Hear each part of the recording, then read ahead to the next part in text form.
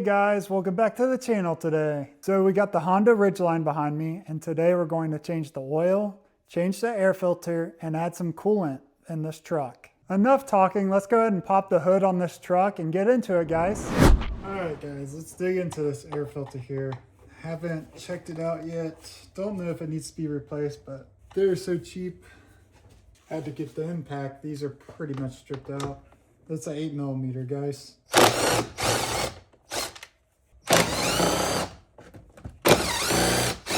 Wrong.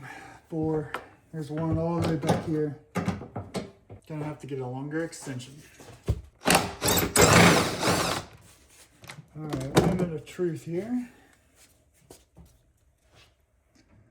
Alright, not the worst condition here, but you can see it is quite dirty on this side. There's a little bit of debris inside of there when you pull these fins apart. There's debris in here. I'll go ahead and get the shop vac out and we'll get that cleaned up.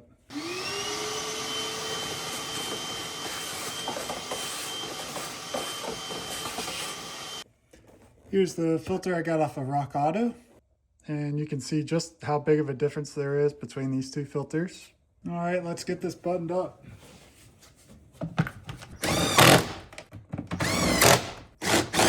Kind of hard to see, but the plug for the oil is right here. It's a 17mm. Can't really get a good shot of it, but it's right there.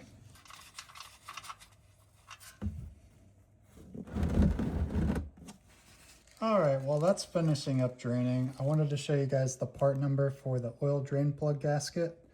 This was about 79 cents, pretty cheap.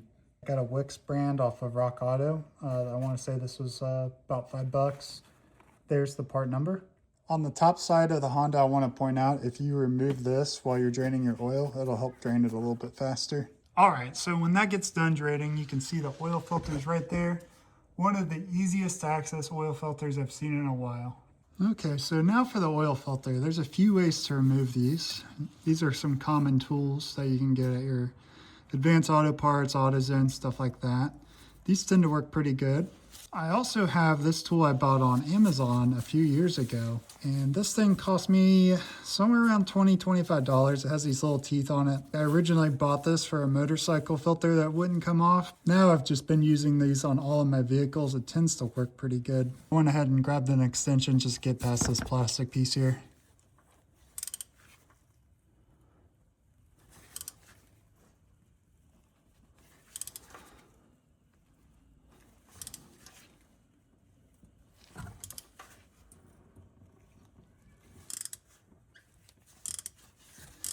And I was on there pretty good. Scared me for a minute. Real quick, I want to show you too, when you take off your filter, make sure that the gasket around it right here did come off with the filter. Once you got that drained, take your new filter, get a little bit of new oil and rub it around that gasket. That'll make sure that everything lines up correctly and it's a good fitment. Installation's pretty straightforward. We're just going to put this right up here and screw it on just by hand. Once it gets hard to turn, go ahead and stop. This would be a good time to go ahead and clean up any mess you made.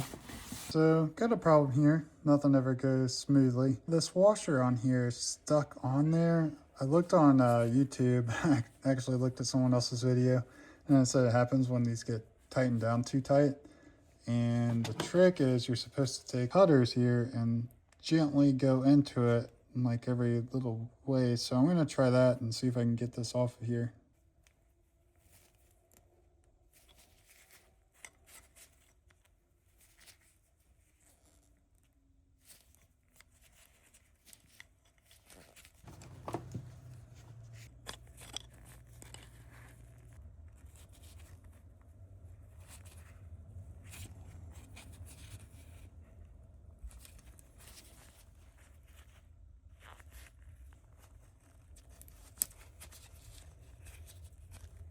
So let's go ahead and get this drain plug installed here.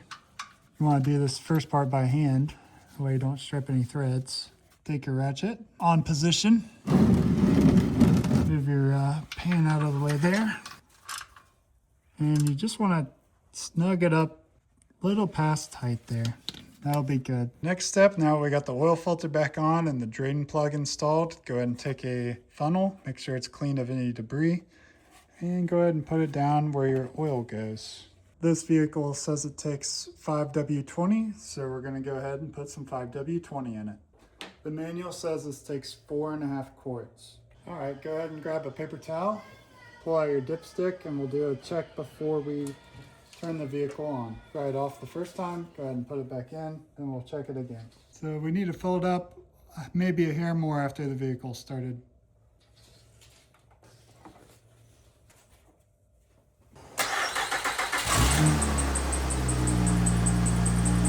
Now that ran for a minute or two, we'll go ahead and take our paper towel here, pull this dipstick out again, get it clean there, put it back in, check it for hopefully a final time. Just as I expected, we needed to add a little bit more there. Got to make sure it's in this checkered line area. One last check here. It's in the checkered spot, so we'll call that good. Just keep our eye on it. Go ahead and check this coolant out. Yeah, it looks empty, so I'll go ahead and fill that up. Here's the coolant I'm using today. This is already pre-diluted and it's ready to use on all vehicles. So let's get this in here. Go ahead and grab yourself a clean funnel, no oil in it. Also, it's kind of hard to see, but there's two fill lines. The bottom's the minimum fill, the top one's the maximum fill.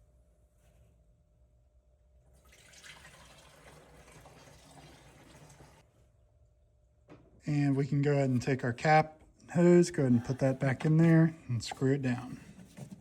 All right, guys, that's all I got time for today. In this video, I showed you how to change the oil, the air filter, and add some coolant in this 2008 Honda Ridgeline behind me. I did not get to the sway bar link today. It was a little bit too rusty, but I did spray some penetrating oil on that. We'll go ahead and let that soak for a couple days. In the next video, I'll show you how to change that out. If you want to see that video, please smash subscribe down below. Follow the channel. It would help me out a ton here. It's a new channel on YouTube. Appreciate that, guys, a ton. I hope you guys have a great day. Bye.